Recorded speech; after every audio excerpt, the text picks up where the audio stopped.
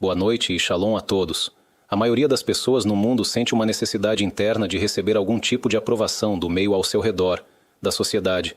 A sensação de que eu estou bem, sou inteligente, sou bem-sucedido. Essa é uma necessidade natural, presente na maioria das pessoas. O rei Salomão nos ensina que, por vezes, essa necessidade pode levar o ser humano a lugares prejudiciais. Há pessoas que, por causa disso, acabam agindo de forma incorreta só para agradar a sociedade. Todos estão fazendo algo errado. Ele se junta a eles porque quer sentir que é parte do grupo. Há situações em que a pessoa começa a se vangloriar e a contar as boas ações que fez, tentando mostrar o quanto é inteligente, o quanto é bem-sucedida. E essa exibição também tem como objetivo obter a aprovação das pessoas ao redor, como quem diz: eu sou bom, eu sou alguém.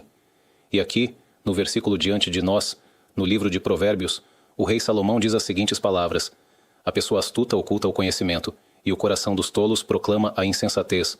O termo astuta, no hebraico bíblico, arum, vem da palavra astúcia, mas com um significado diferente do hebraico moderno. Hoje em dia, quando se fala que alguém é astuto, geralmente se quer dizer que a pessoa é enganadora, trapaceira. Mas na linguagem da Bíblia não é assim. Arum significa mais do que inteligente. Trata-se de alguém perspicaz, alguém que pensa profundamente, que enxerga as coisas com mais profundidade e clareza. Sobre esse tipo de pessoa, o rei Salomão diz: saiba que uma pessoa verdadeiramente sábia, que tem inteligência em alto nível, não sente necessidade de provar nada aos outros. Ela tem valor próprio por si mesma. Ela sabe quem é. Não precisa da aprovação externa. E por isso, essa pessoa é alguém que oculta o conhecimento, isto é, esconde a sabedoria que possui, as boas ações que realizou. Não está em busca de se vangloriar.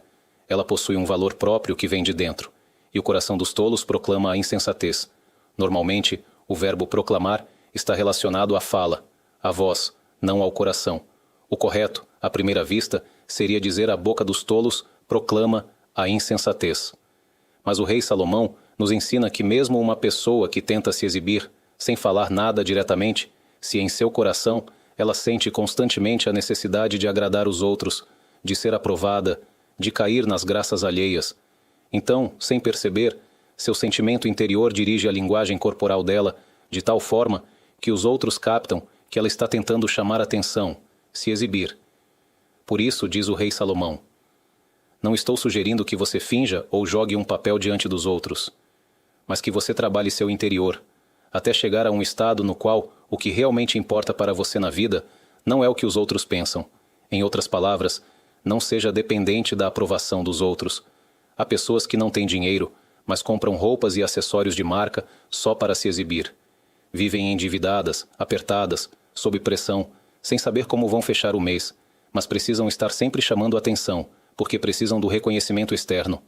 Há pessoas saudáveis, funcionais, mas que não têm alegria de viver, tudo porque vivem em função do que os outros pensam delas. Há quem passe por cirurgias difíceis no corpo apenas para agradar os outros com sua aparência externa, quando, na verdade, no íntimo, a pessoa já está bem consigo mesma. Mas ela teme o que os outros vão pensar, vão dizer, como vão julgá-la. Diz o rei Salomão: pare de ser dependente dos outros. Viva a verdade. Como eu vou saber qual é a verdade? A resposta está naquelas palavras que Arão, o sacerdote, disse a Moisés: você era aos olhos de Deus. São palavras que devemos adotar como um farol para guiar nossos passos. Sempre que não sabemos se algo é certo ou errado, se devemos ou não fazer algo, precisamos nos perguntar com sinceridade: como isso é aos olhos de Deus? Esse modo de agir, esse comportamento que estou prestes a adotar, por exemplo, você está em meio a amigos, alguém joga uma frase, outro se ofende, um defende aquele, o outro rebate. Começa ali uma confusão, e você não sabe de que lado ficar. Então há pessoas que, querendo impressionar, acabam se juntando ao lado do mais agressivo, daquele que é mais atrevido, que ataca os outros, e pensam: se eu estiver do lado dele, vou parecer importante? Mas a verdade é que devemos perguntar: o que é certo? O que é bom aos olhos de Deus?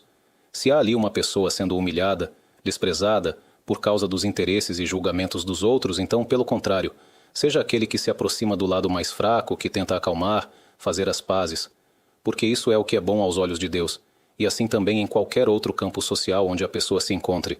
Ao se deparar com uma dúvida do que se deve fazer agora, a pergunta central deve ser: o que o Criador pensa disso?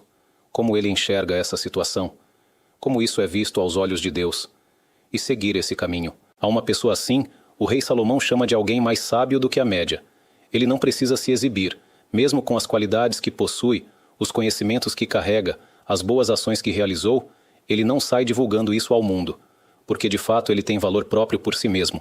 No entanto, existe um tipo de valor próprio que pode levar a uma arrogância interna.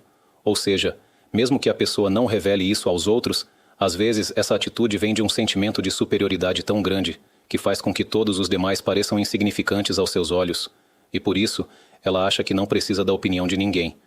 O caminho certo, o equilíbrio correto, é o da pessoa que reconhece o valor de cada ser humano. Como escreve o Rambam em sua famosa carta, todo homem deve parecer, aos seus olhos, como alguém que tem virtudes que você não tem. Ou seja, cada pessoa que você encontra, diga para si mesmo, ele tem qualidades que me faltam. Mesmo que você seja excelente em A e B, talvez ele seja excelente em C. Ele tem coisas que eu não tenho. Ele sabe coisas que eu não sei. Ele faz boas ações que eu não faço. Cada pessoa tem seus próprios méritos. Portanto, a abordagem correta, o verdadeiro equilíbrio, a pessoa valoriza a todos, mas ela não busca nos outros a justificativa para suas próprias ações. Existe uma carta, uma resposta que o Rambam escreveu a um sábio, que havia lhe enviado comentários críticos sobre suas decisões legais. Esse estudioso pediu desculpas por tê-lo contrariado, dizendo, se eu o ofendi por apontar um erro, peço perdão. O Rambam então responde, explicando, com fontes do Talmud e da Mishnah, porque acredita que sua posição está correta. Mas ele acrescenta algo importante. Sobre o que você escreveu, pedindo desculpas por ter me ofendido ao discordar de mim, saiba que eu fico mais feliz com alguém que me mostra que errei do que com alguém que me mostra que eu estava certo. Ele não busca justificativa nos seres humanos, ele busca a verdade. Se você me trouxe uma prova de que eu estava certo na decisão alaica, ótimo.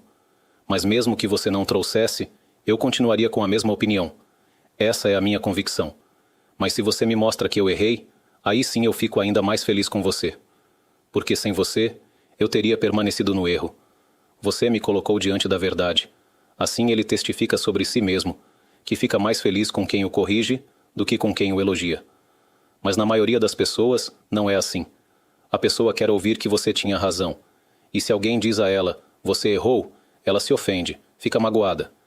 É verdade que também é preciso saber como dizer.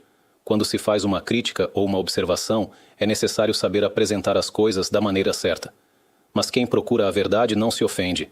Ele escuta, aceita, porque tem valor próprio.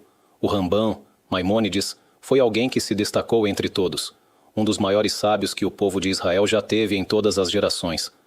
Com apenas 24 anos de idade, ele já havia concluído o comentário sobre todas as Mishnayot, sobre todos os 6 tratados da Mishnah. Hoje em dia, se alguém fizesse isso aos 80 anos, todos ficariam impressionados. Que projeto incrível ele realizou! Mas ele já havia terminado tudo isso aos 24 anos. Ele era um gênio, tanto em sabedoria quanto em dedicação à Torá. Seus livros, como o Mishneh Torá, são um resumo de toda a Torá. Ele pegou o Talmud babilônico, o Talmud de Jerusalém, os ensinamentos dos Rishonim, tudo o que havia até então, e formulou tudo em leis claras e organizadas. A linguagem do Rambam é tão bonita, tão doce. Além disso, ele era um grande médico, versado em sabedorias e ciências, um homem extraordinário, acima do padrão. Há diversas cartas que ele enviava a várias partes do mundo. Todo o mundo judaico mandava perguntas a ele. Por exemplo, os iemenitas eram perseguidos, e ele era o decisor legal deles. Eles direcionavam a ele todas as suas dúvidas e dilemas. Existe a famosa Carta ao Iêmen, que ele escreveu para responder questões em diversas áreas e sobre as dificuldades que eles enfrentavam. A situação na época chegou a um ponto tal que, entre os judeus do Iêmen, durante o Kadish, eles diziam, na vida de vocês e nos seus dias, e na vida do nosso mestre e nosso rabino, Rabi Moshe ben Maimon, e na vida de toda a casa de Israel, que isso aconteça rapidamente e em breve. E digam amém.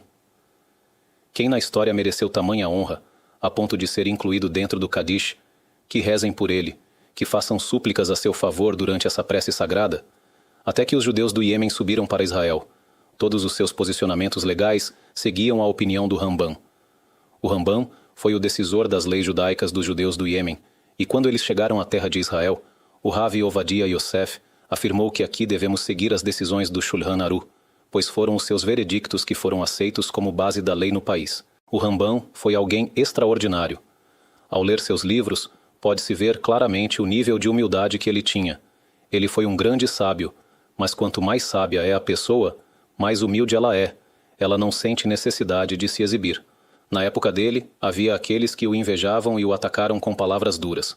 Um de seus alunos, que vivia em outro país, escreveu a ele dizendo que havia pessoas atacando seu mestre, o Rambam, e que ele queria responder a elas, enfrentá-las, mostrar-lhes quem era seu mestre de verdade. O Rambam, com calma, o tranquiliza. Ele lhe escreve: não entre em contendas. Deixe que façam o que quiserem. Siga seu caminho. Concentre-se em sua verdade. Fortaleça o meio ao seu redor. Dê aulas. Faça o que puder para influenciar positivamente. E para acalmá-lo, o Rambam escreve com sua linguagem bela e serena uma mensagem que pode ser resumida assim: saiba que enquanto eu estiver vivo, o ciúmes continuará fazendo com que falem contra mim. Mas quando eu deixar este mundo, e eles não tiverem mais de quem ter inveja, você verá que meus livros se espalharão por todo Israel, e saberão me valorizar como eu sou. E assim aconteceu. Após a morte do Rambam, quem não o admira? Todos reconhecem sua grandeza. Ele sabia quem era, sabia reconhecer seu próprio valor, mas não buscava a aprovação das pessoas, e ao mesmo tempo era extremamente humilde. Sobre o Rambam, os sábios de sua geração e das gerações posteriores disseram: de Moshe até Moshe, não se levantou ninguém como Moshe, isto é, de Moshe Rabbeinu até Rabi Moshe ben Maimon, não houve igual. Veja quanta admiração havia por ele, e mesmo assim, a humildade e a simplicidade que ele carregava. Como vemos nas leis sobre conduta e caráter, quanta orientação ele dá ao ser humano sobre como alcançar a perfeição. Quem realmente deseja aprender sobre o caminho de vida equilibrado, como ser uma pessoa estável, nem extremista para cá, nem para lá, mas trilhar o caminho do meio em todas as qualidades e virtudes, encontrará ali orientação verdadeira. Há traços de caráter que, segundo o Rambam, a pessoa deve sim levar ao extremo, como por exemplo a raiva. Ele diz: na questão da raiva, não seja equilibrado, seja extremo para o outro lado. Não se irrite nunca. Mas o próprio Rambam reconhece que, às vezes, se você não demonstrar raiva, as pessoas vão te pisotear. Você é patrão, tem funcionários, e eles abusam da sua bondade, chegam atrasados, não trabalham como deveriam. Você é pai de filhos, você é professor com alunos, você precisa educá-los. Então, o que se faz numa situação dessas? O Rambam escreve: nesses casos, finja que está com raiva, mesmo que não esteja. Mostre no rosto que está irritado, mas por dentro, mantenha a calma. No coração, sorria, mantenha-se tranquilo. Dessa forma, você ganha equilíbrio. Mesmo quando você grita com seu filho, isso virá na medida certa. Porque se você estiver realmente com raiva, pode acabar descontando no filho, machucando-o, humilhando-o, usando palavras ofensivas, e depois se arrepende e se pergunta: por que falei com meu filho dessa maneira? Mas se desde o início você já se acostumou com a ideia de, para mim, raiva não existe, e entende que, se for preciso demonstrar raiva, é só uma encenação, então você consegue controlar a situação. Você diz: vou mostrar no rosto que estou bravo, mas compreendo que é apenas uma criança. Preciso saber lidar com ela. Ou: os funcionários têm suas vidas pessoais. Não é fácil para eles. Eu compreendo. Mas exijo deles produtividade no trabalho. Então demonstro com aparência firme que estou bravo, mas por dentro não estou. É um trabalho interno intenso, mas a pessoa consegue alcançar esse nível. O Rambam oferece orientação em toda a questão do equilíbrio no trabalho com as próprias qualidades. Como alcançar tudo o que se precisa sem cair em características negativas ou em estados degradantes? Saiba valorizar a si mesmo. Saiba quem você é. Há também uma Mishnah que nos ensina o quanto a pessoa deve conhecer o seu próprio valor. No Tratado de Sanhedrin, a Mishnah ali trata de outro tema completamente diferente, mas incorpora, de forma incidental, um princípio de vida essencial, como a pessoa deve enxergar a si mesma. No Tratado de Sanhedrin, quando o tribunal judaico ainda existia, eles julgavam casos de pena de morte. 2 testemunhas vinham dizer: encontraram o corpo em tal lugar, nós vimos quem foi o assassino. Então eles prestavam depoimento. Para julgar casos de pena de morte, era necessário um tribunal com 71 juízes, todos grandes sábios em Torá, E se, ao final do processo, fosse decidido que de fato aquele homem era o assassino, então ele era executado. A Mishnah ensina como se fazia para intimidar as testemunhas, ou seja, como se conduzia esse processo com seriedade máxima. As testemunhas de um caso de pena de morte eram trazidas perante o tribunal, e ali eram advertidas com muita seriedade.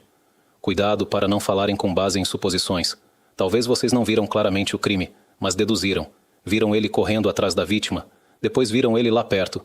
Mas é só uma suposição. Não digam nada baseado em chute, em intuição.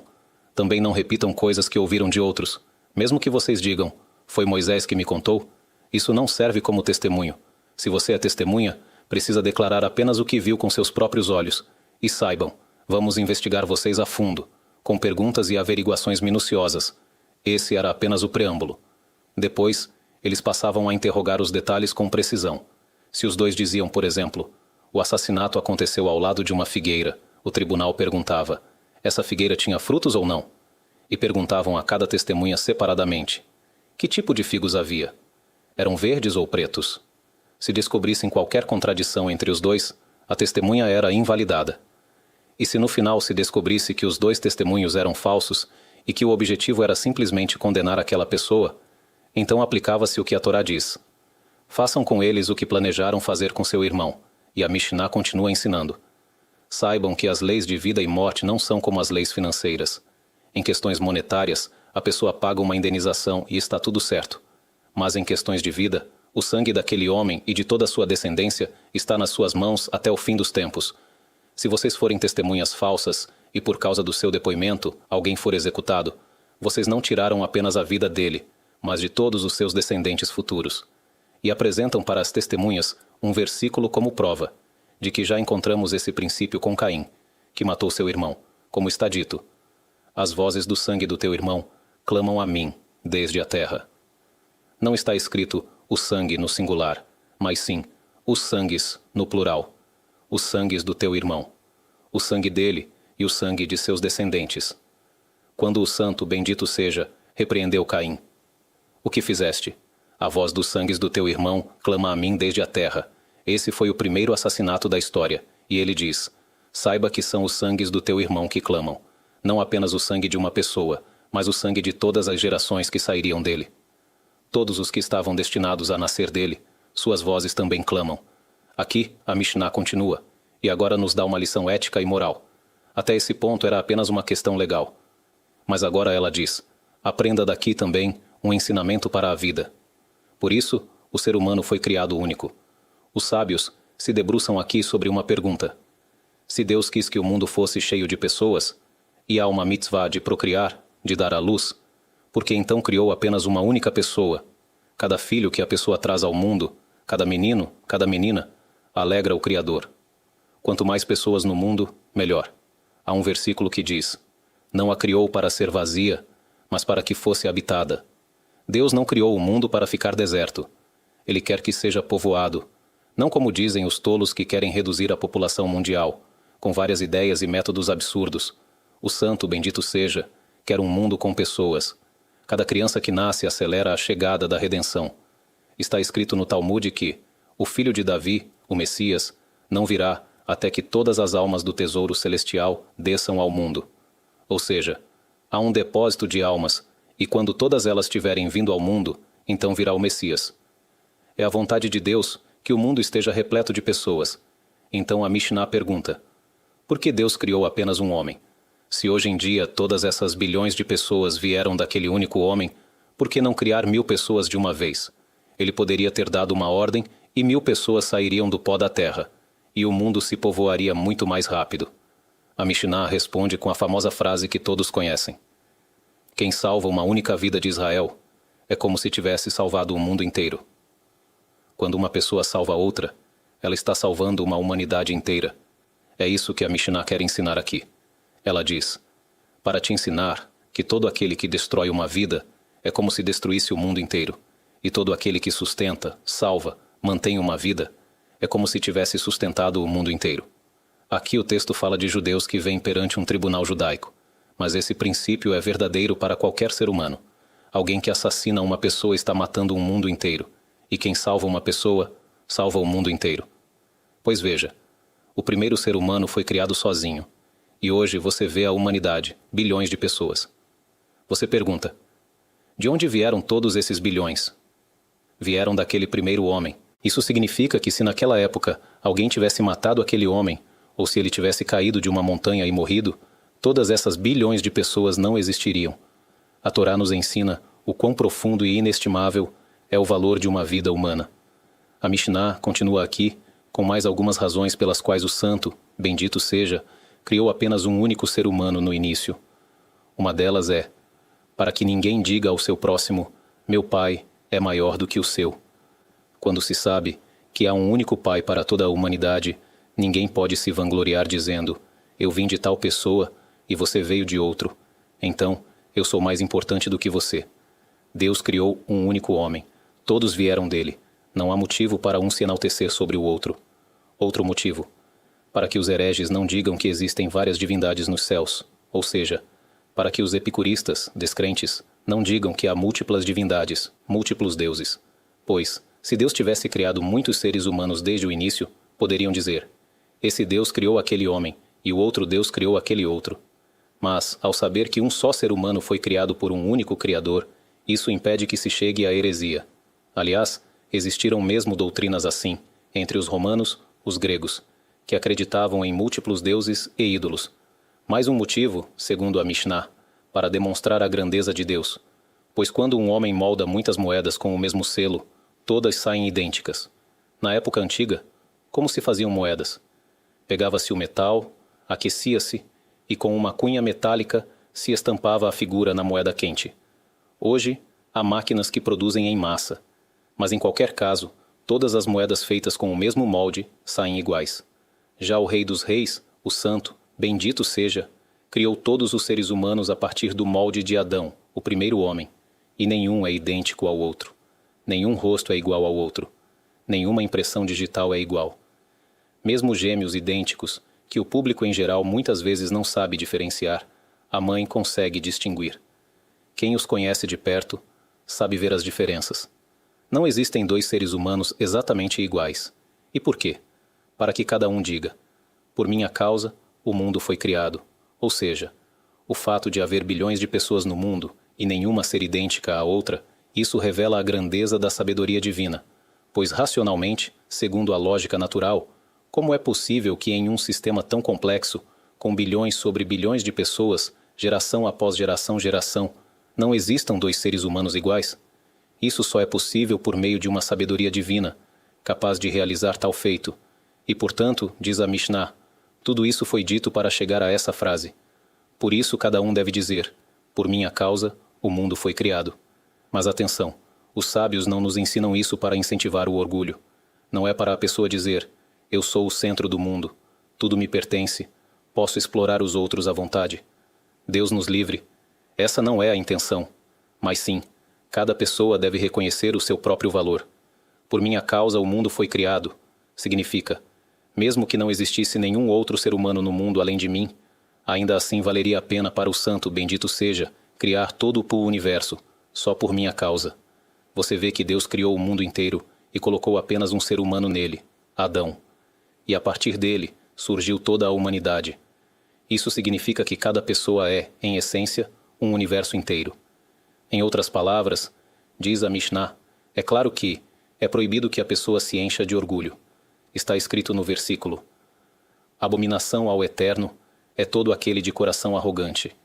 Ou seja, uma pessoa que se envaidece em seu coração perante os outros é considerada repulsiva aos olhos de Deus. Mas ao mesmo tempo, é necessário que a pessoa reconheça seu próprio valor, reconheça sua grandeza, na sua sabedoria, em suas boas ações.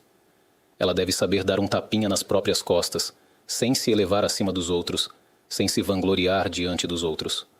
Quando a pessoa se gaba na frente dos outros, ela pensa que vai receber mais respeito, quer impressionar, começa a contar, eu fiz isso, e aquilo, e eu. Ela quer que a valorizem mais. Mas o rei Salomão a chama de tola, ele não a chama de orgulhosa, o que seria o esperado, já que está se exibindo. Por quê? Porque essa pessoa não é só arrogante, é também tola. O que você quer conquistar ao contar seus feitos? Respeito? Honra? que todos o admirem, você está alcançando o efeito contrário. Todos nós sabemos, quando ouvimos alguém que só fala de si mesmo, eu, qual é a sensação que temos em relação a ele? Desprezo. Por que ele está se promovendo tanto? Que necessidade é essa de se exibir? As pessoas pensam, se fosse mesmo tão grande assim, os outros estariam falando por ele. Por isso, o rei Salomão diz, seja louvado por outro, e não pela tua própria boca. Quando outra pessoa te elogia, é bonito. Mas quando você mesmo se vangloria, você não atrai honra, você afasta as pessoas. Você alcança o oposto do que deseja. Ah, mas eu quero respeito. Então saiba, se você fala sobre si mesmo para ganhar respeito, você está perdendo exatamente isso. Segundo motivo pelo qual ele é chamado de tolo. Quando a pessoa fala a todos sobre suas boas ações, salvo alguns casos específicos, que mencionaremos em seguida, se ela está contando para se vangloriar e conquistar honra, mesmo que às vezes realmente conquiste isso, que todos fiquem impressionados com ela. O que ela ganhou de verdade? Honra neste mundo, mas ela pede a recompensa no mundo vindouro. Não vale a pena. Receber honra das pessoas neste mundo, por boas ações que você fez, significa reduzir a recompensa no mundo eterno. É como se alguém dissesse, tome 100 mil agora e perca bilhões depois. Quem em sã consciência aceitaria? É muito melhor guardar para si. Por isso está escrito. A doação secreta apazigua a ira.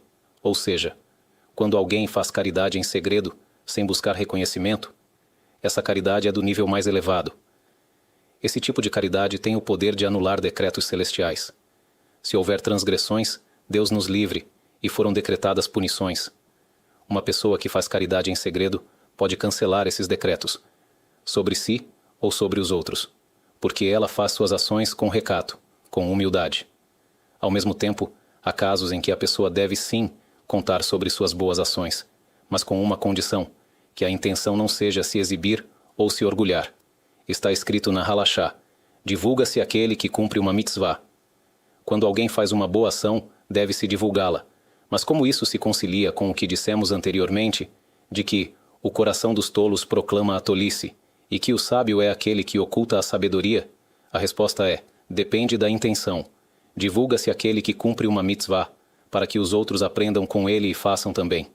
Por exemplo, uma pessoa decide fazer uma doação. Vai haver uma campanha para ajudar um doente ou para construir uma yeshivá, uma sinagoga, apoiar uma causa nobre. Às vezes, fazem esses eventos de arrecadação. Hoje em dia chamam de dinners, jantares beneficentes, em que se reúnem com uma refeição especial. Digamos que um homem rico, com recursos, decide no coração doar 500 mil de shekalim. Mas ele pensa consigo, por que eu deveria me exibir?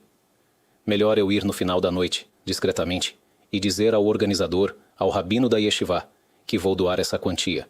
Mas aqui é dito, divulga-se aquele que cumpre uma mitzvah. Você deve declarar isso publicamente.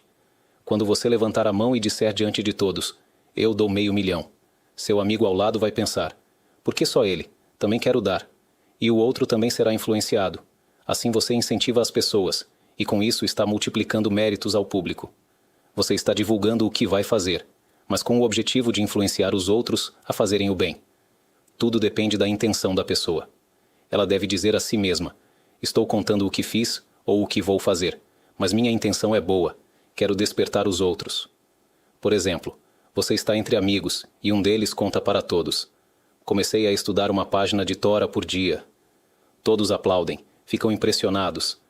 Mas no coração, ele deve pensar, estou contando isso para que eles também se animem a começar a estudar. Isso pode mudar a vida deles. Sim, é verdade que ele está recebendo aplausos, admiração, mas sua intenção é nobre, que os outros também se fortaleçam.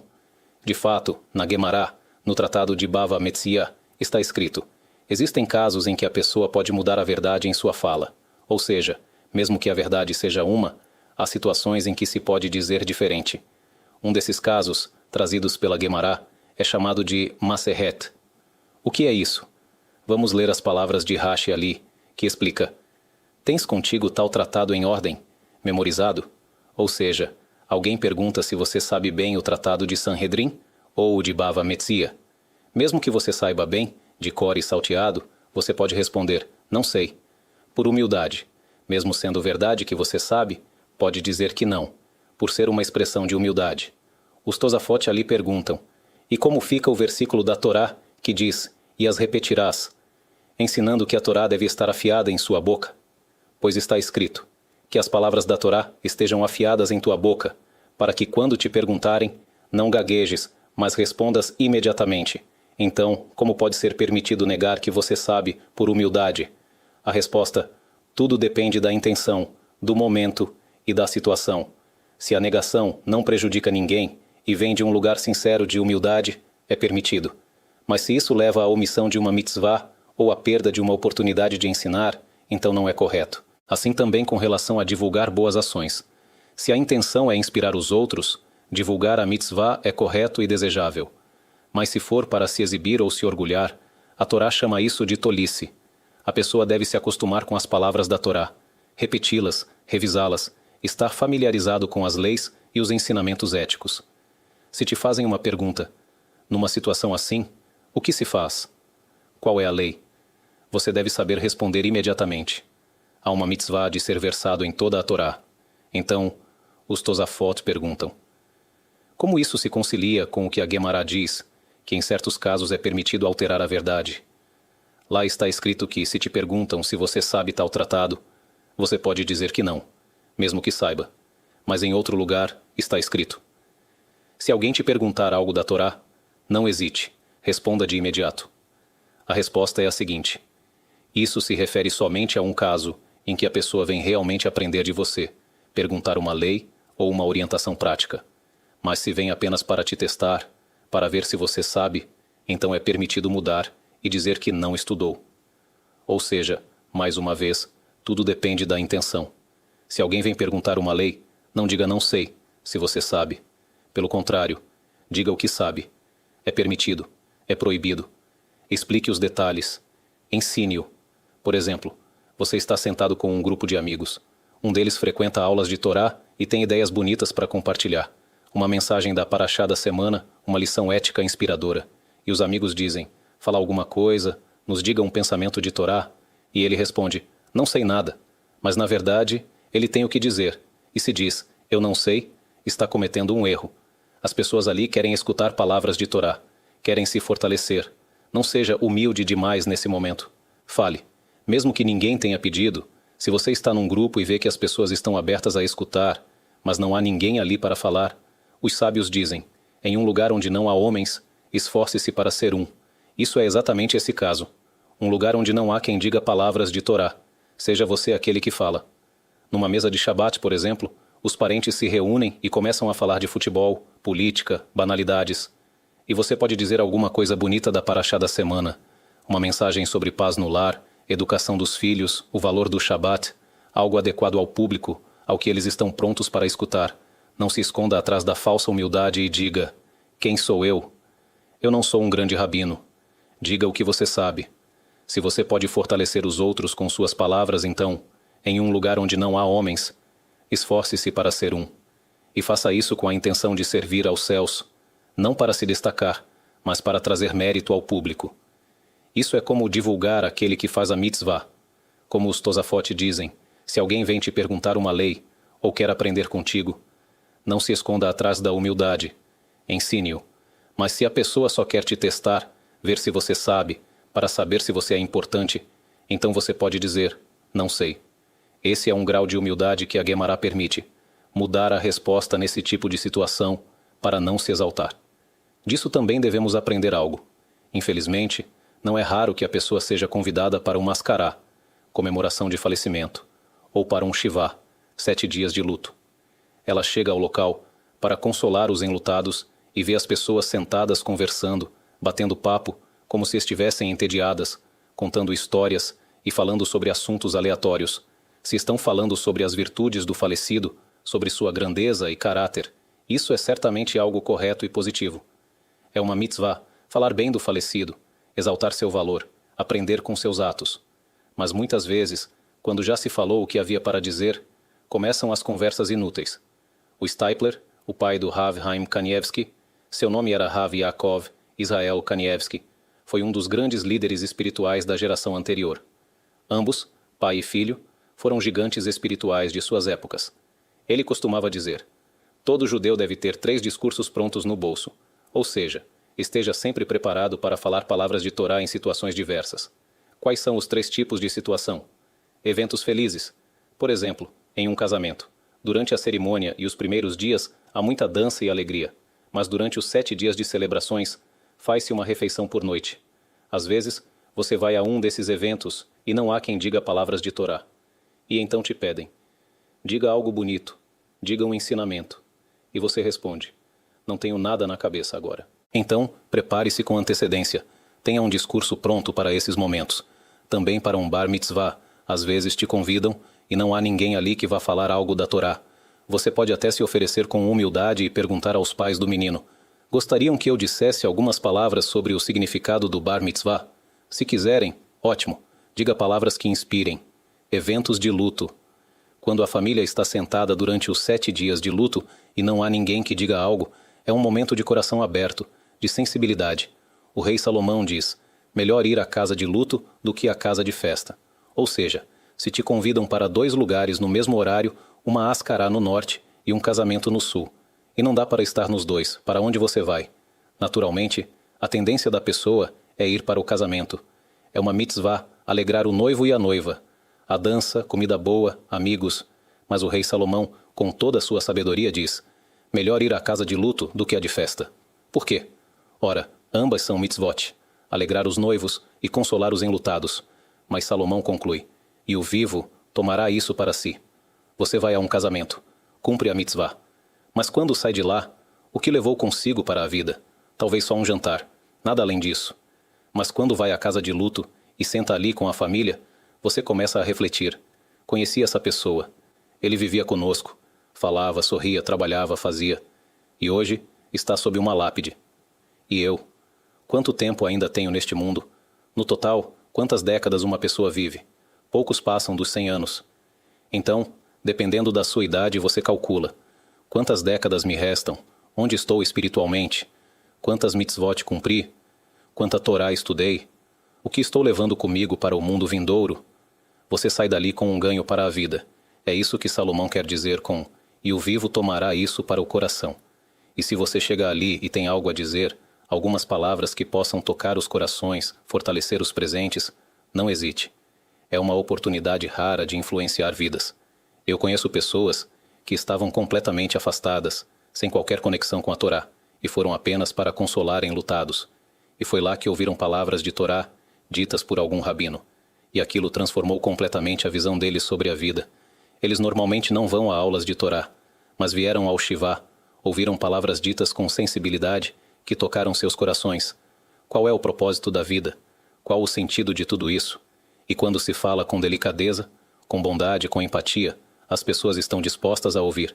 Mas quem vem com uma atitude de superioridade, arrogância, mesmo que esteja dizendo palavras de Torá, se a intenção parece ser mostrar o quanto ele sabe e não ajudar sinceramente as pessoas, não será ouvido. Se não se percebe que você realmente deseja o bem dos outros, que deseja compartilhar com carinho aquilo que teve o mérito de aprender, as palavras não penetram. Mas se você fala com amor, com sinceridade, as pessoas querem escutar. As palavras entram no coração. E você teve o mérito não apenas de crescer, mas também de fazer os outros crescerem. Isso também é algo que a pessoa precisa educar em si mesma, não falar com arrogância, nem com agressividade. É preciso sempre lembrar o que está escrito sobre a Torá. Seus caminhos são caminhos de delicadeza, e todas as suas veredas, paz. Qual a diferença entre caminho e vereda? O caminho é a estrada principal, larga. As veredas são os percursos dentro do caminho, faixas, rotas alternativas. O versículo diz: seus caminhos são de delicadeza. Ou seja, a Torá, em geral, segue por vias suaves. E mesmo dentro desses caminhos, em cada rota que se toma, todas as suas veredas são paz.